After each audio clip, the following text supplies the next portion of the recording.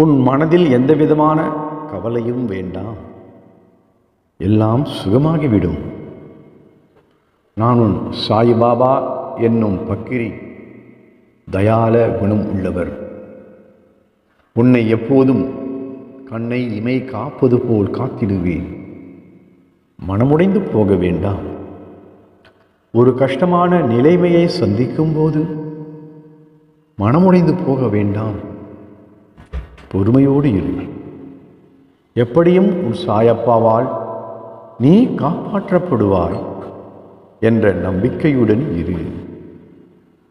இது சோதனை காலமாக இருக்கலாம். ஆனாலும் நீ சோர்ந்து போக வேண்டாம். உனக்குள் நான் எப்போதும் இருக்கிறேன். பயப்பட வேண்டாம்.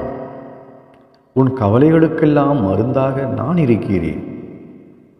கவலையோடு நீ இருக்கும்போது நீ என்னுடன் பேசு.